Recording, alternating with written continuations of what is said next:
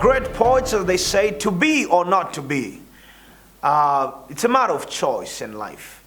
We go through so many obstacles, so many dysfunctional backgrounds, so many dark moments in our lives. But the power of purpose, the driving force within your veins and within your soul to overcome all these blockages, overcome all these obstacles, and become the best that you can be. Regardless of what you've gone through, what has happened to you, you are born for greatness. This is the power of purpose. We know that all things works together for good to bring you to the alignment to your destiny and to your purpose. Today I have one of the great men of God, Apostle D. Daniel, Redeem Ministry Worldwide. And you want to hear his story, the challenges, the ups and downs. So, stay tuned. Apostle, you're welcome. Thank you, sir. How have you been? Cool. I see you're a very busy man. One moment you're here, Zambia, UK, America. You're traveling all over. Yeah, we are trying. Okay. Trying by the grace of God. Yeah. You know, the work is not easy, but we try. Wonderful, wonderful, wonderful. Great. You are most welcome to the Power of Purpose. Just to get to know you a little bit, some people might know you out there, some may not. Who is Apostle D. Daniel? Apostle D. Daniel is a servant of God. Mm-hmm. Is a public speaker, a father. Okay. Yeah. That's basically who I am. Basically that. Okay. Let's look at how you were brought up. Where were you born, and growing up, how was it like, and stuff like that? Okay. Mm-hmm. I was born in DRC. Okay. I was born in 27 November. Yeah. In DRC, Kinshasa, the capital city. Mm-hmm. And I was raised by my parent. Okay. Right. My father was a politician. Mm-hmm. And at the age of 9, he had to shift to another place. Okay. So I remained with my mom until when I reached 14. Yeah. That's how I started traveling. And I started in Congo until a certain age when I was, let me say, 19 somewhere there. Yes. That's how I left the country until today. Mm-hmm. So basically I was born in Kinshasa, raised up there, studied there, and from Kinshasa I'm traveling here and there, but from the place that, let me say, kind of relocated to Namibia. So I came to Namibia until today. Great. And it looks like your teenage life, as you grow from 14, 15, 19, your teenage years you were growing up in transit, moving from one country to the next. How was it? Was it challenging, going to a new place, meeting new people, cultures, in terms of culture? How was it, the transition while you are in the crisis of discovering who you are and moving to the next country? Yeah, that transition period was not easy.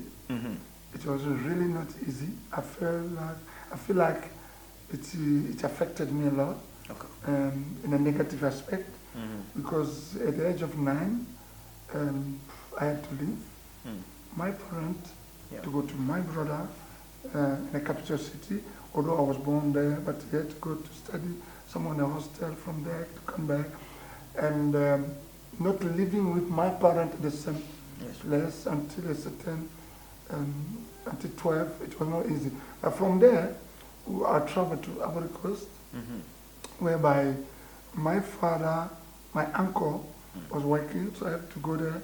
They wanted me to study there. Things were not that well, and I had to return to Kinshasa.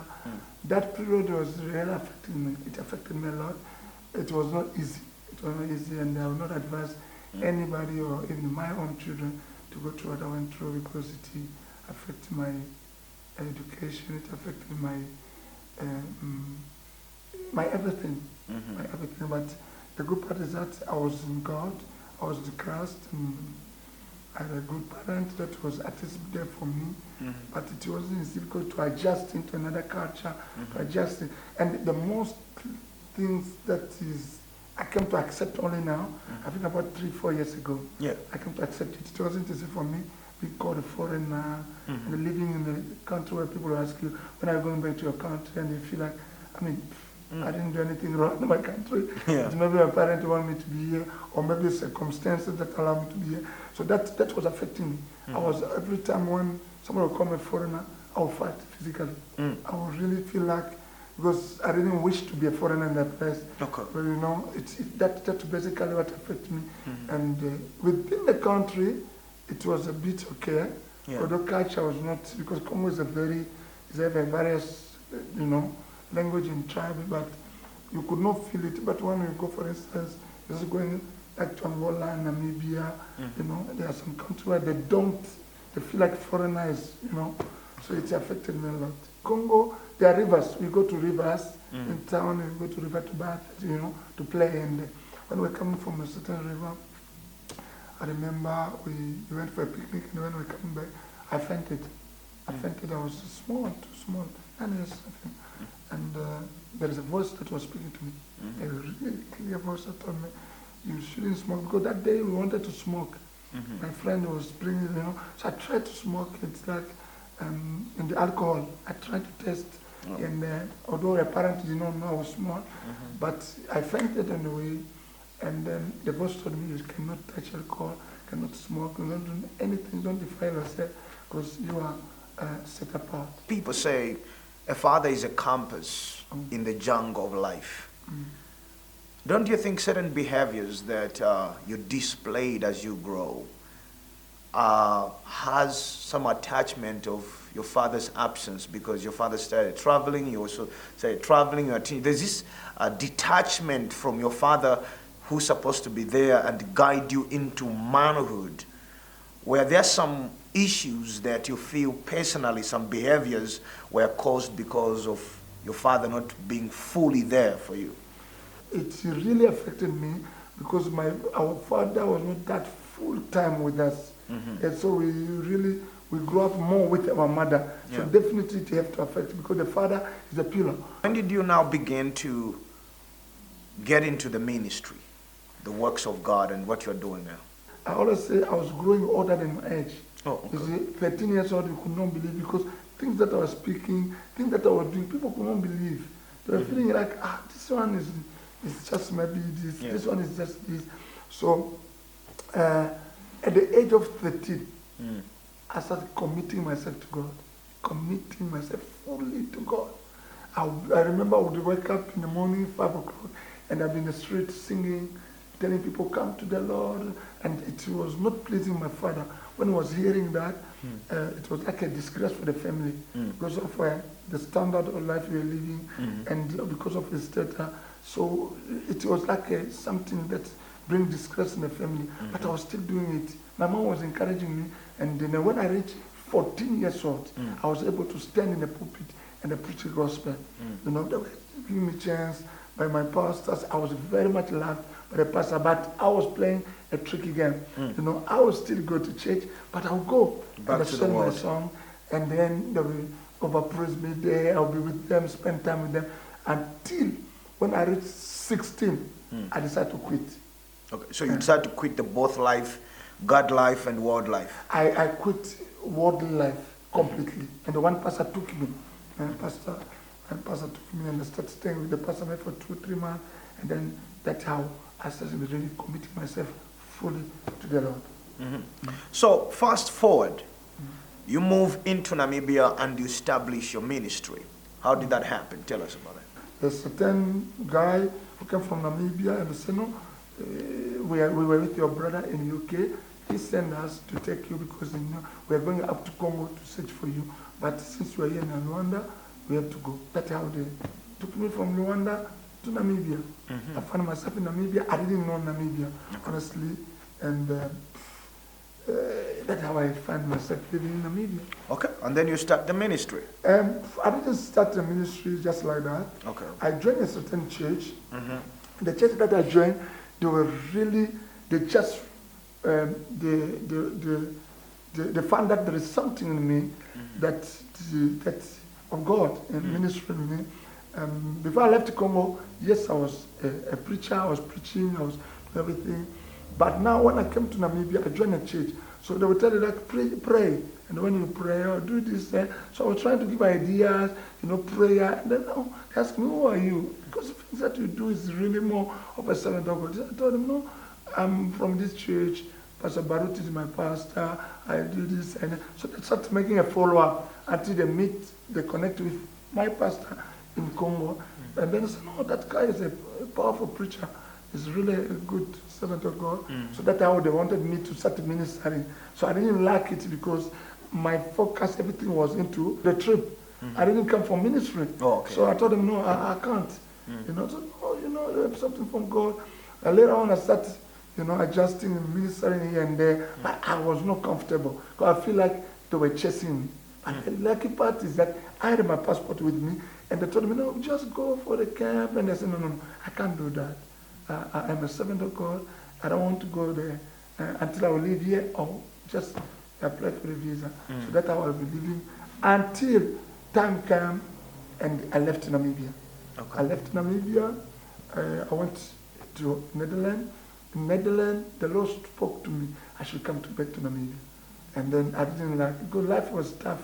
Everything you have to come from outside. They have to send me money. They will send you money. Money is finished. You have to call again. So it's like there's nothing. It's like they have to be feeding you. And I didn't see my future here. I went to Zambia. I started living in Zambia. Zambia. I decided to leave Zambia to go to China. I went to China. It's in China where God told me to come back to Namibia. Okay. God spoke to me. The same voice that spoke to me when I was young. The same voice comes back again. And I spoken to her. I remember I was at the airport. There's an hotel in Hong Kong, in Cathay Pacific airport. I was in that hotel because I had to transit to how do you call it, Philippines. So I was on transit to Philippines. And then that voice came to me and told me, you have to go back to Namibia. Look, that's where I got the name of Redeem, the double push, or everything. God told me, you do this. God instructed me. God teach me in a vision while I was sleeping. So I could wake up. When I wake up, I write everything. Everything. So from there, I told my brother, it's useless for me to live in Hong Kong or in the Philippines or wherever. I think I have to go back to Zambia. I didn't want to tell him I want to go back to Namibia because he would not believe me because I didn't like Namibia at all. So I told him, let me go back to Zambia. He said, no, it's for you. So he sent me money. I went back to Zambia. So from Zambia, I started ministry, Redeem. Okay. That it's really in Zambia. The vision was given in Hong Kong, but it's in Zambia that I started. In 2002, I started like ministry.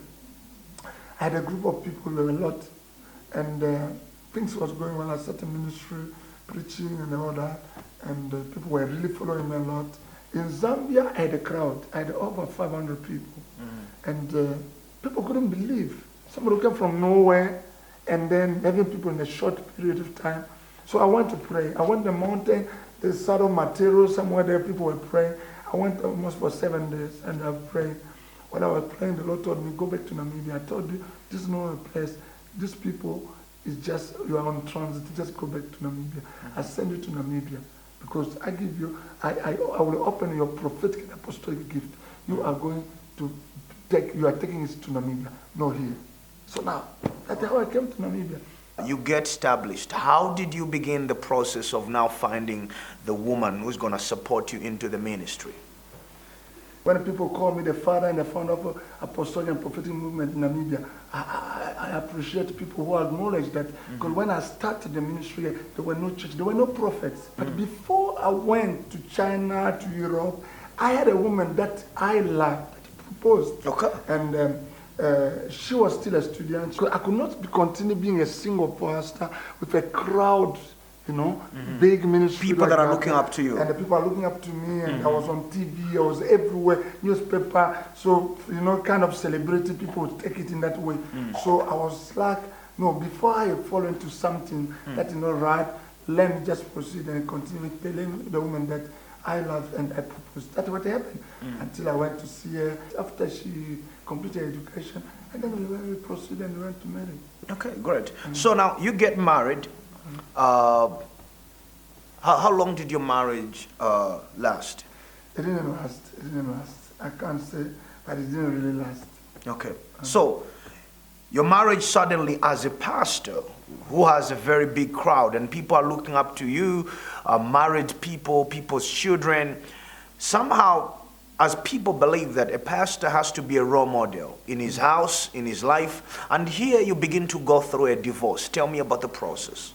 The process is, I can't really, I don't know how to say or how to go about it. This might be the first time ever in the past 9 years or 10 years that we know together that I'm speaking about the thing. People always conclude in their own, people always say things in their own, but they have never spoken to nobody, nobody my story, not even my family. I think it might be those who knows this. Some of you were just there around, you were hearing, just hearing you don't rumors really know what happened. Exactly. The process or the whole thing didn't go well. Didn't go well. It's like we had Did you discover that she was not the one, or there was no proper linking between the couple that brought about this misfortune? I think I can't say that she was not the one, because if I say she was not the one, it's like I don't believe that God can bring people together as second of God. The later on say this one is not the one, or I don't believe in a dream that you have to see a woman in a dream or in a prophecy. No. I believe in proposing a woman, and then she say yes. We come to God, they bless us, we together. So that's what I believe. When I proposed to her, she said yes. I love her, she loved me, and then we married. But so many people were involved. So many. You know, the marriage is supposed to be two people. There were too many people. But now so many people were involved. Okay. And remember, I'm from a very different background. Okay. And in my background also, my family background also was also influenced. It was influencing my life. I was like a prince to my parents. Okay. I was like an egg, my family. Now, you come in a place whereby, you know, maybe people don't appreciate who you are. They see you as a different person. So you are trying to pose yourself. No, I'm not this way. So that's really what. And now people who were around, you know, many people were involved. Some people, you know, they will go to different places, different platforms speaking about me. Well, maybe I don't know. And she heard a lot. And as a young lady, I think she did not know how to stand. You understand? You know, whatever she heard from people. Some people say where there's smoke there is fire. Yes.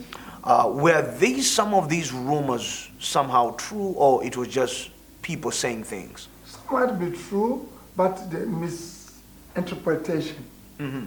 For instance, if you find me with a lady in a car, or I have been running the ministry for years, she was a student, she was not here. So I have people, friend, colleague, you understand? Daughters in the Lord, that was more close to me. Now for her to come, he also didn't have experience of marriage. I didn't know what marriage was all about. And also, I didn't go through a marriage counsel. Okay. They didn't counsel us. Okay. We didn't go, it was our own thing. Our own experience. My mom used to do this in the marriage, so I think my wife had to do this. Forgetting that my mom was a Congolese, my mom was raised up in a different background, different, you know, and she's different, you know, and you understand? So those whole things contribute. Try to make me understand, Apostle. Your life is, you are a gift, you are a blessing to many people, including myself. When this situation happens, there is a saying people say that foreigners come into our country and they sexually abuse or marry women for status or for citizenship, and then promiscuity, they begin to sleep around and in your case, was there anything, some of these allegations true, whether you married this woman for a citizenship, or was there some promiscuity in your own life beside what people were saying or people assume? In your own life, do you think were some things that you felt, okay, this one I did wrong and this one maybe there? Were they things? Thank you. I'll go. I'll be honest to you. I never knew that marrying you get a citizenship. Oh, okay. And I never knew anything like that.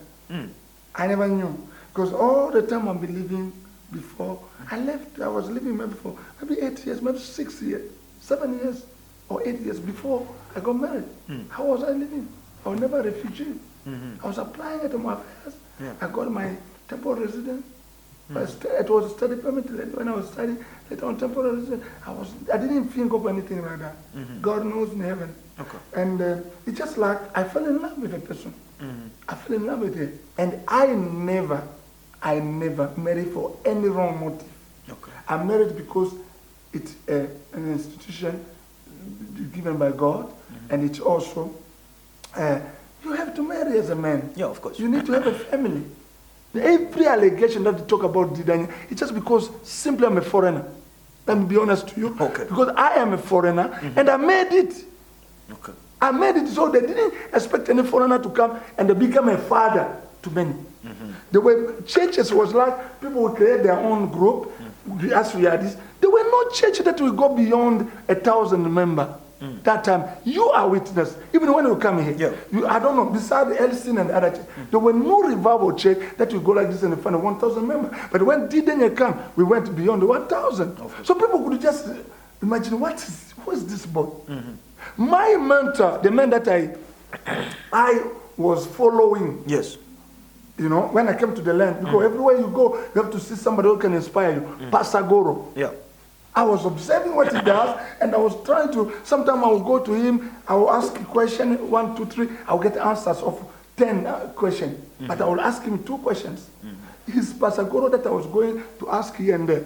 But now, even when I wanted to marry, I went to him. He asked me the same question. He asked me, he mentioned this woman, I'm hearing. What do you say? I told him openly, there is nothing. There is nothing. The one that I want is this one. Have you taken an introspection and say, to be honest, in the separation of my marriage, there were some wrong things that I did, you as a person? Yes. Okay. I'm not a perfect man. Okay. There are a lot of things that I did that I regret also. How did that affect your ministry? Looking at people look at marriage, especially for a pastor or a man of God, to be a role model in the community. How did your divorce begin to affect your career or your calling around and how people perceive you? Not even divorce. Before the divorce, my ministry was very much affected. Yeah. But people will not feel it. But myself, I know and I feel it. Yeah. People will always see on Facebook, you see W.D. Daniel in action, the crowd everywhere, but not the way I was, I'm not where I was supposed to be. Okay. I am a father for even this nation, for 1,000 out there. I could have been not where I am today, to be honest. Okay. Number one, we had a lot of branches, a lot of branches all over 18, 20 something branches. But it went to reduce. Some churches were affected by that. Some people feel like, no, we can't do this, we can't continue it here. So they will move. Some people also backslide. They went back to the world. It affected me a lot. If you were to go back, given an opportunity, before the marriage, during the marriage, were there some things you could change? What are those things? My behavior. Specifically in your behavior, what would you change? The way I'm approaching people, the people around me. I trusted more people than my wife. Okay. Yes. You trusted more outside people, than my wife. Than your wife. What they would tell me, I would believe. My wife would tell me, no, I will not see it. I say like, Do you understand? Yeah. So it's like the third part in the marriage camp.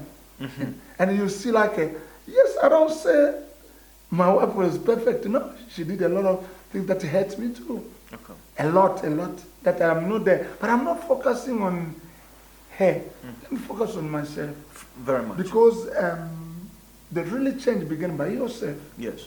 If you know, if you want things to change, don't start by pointing another person's finger and say, you need to change. You are bad. Same as first, I'm bad. Or I need to change. You have survived the darkness. So what was the strength that made you survive? Because I knew my purpose. You knew your purpose. And I knew who called me. You see the t-shirt I'm wearing? Never give up. Yes, never give up. Good. If you see it written other things, do you understand? I'm wearing these things because these things inspires me. Okay. Do you understand? Failure is not final unless you give up. Failure is not final unless you give up. I never dreamed to give up. Okay. I fight a good fight in every aspect of life. Imagine a church of 800 members, 900 members, 1,200. There was no space. That community hall, there were no space. People be outside, they be all over. Crusade everywhere. People were packed. It was not my force, it was not my strength. But now, people are gone and you reach to 60 members, 70, 80 members. How will you feel? But I said, no, I will not look at my present condition now. The same God that gives is the same God who can still restore me. You are looking into the camera and there are young people who are trying to follow your footsteps. What would you advise them? A word about the temptation of women, a word about ministry. What would you say? What I would tell people, the young people, yes, I know I'm an inspiration to many people. People look up to me everywhere I pass. I would advise young people, not only young, ministers that ministry is not bread and butter. Okay. Ministry, you have to endure persecution. Ministry, you have to know what you are, who you are, who called you. Yeah. There are three things that will bring you downfall. Yes. Number one is money. When you love money and you are always after money, it will never, ever take you nowhere. Okay. Why?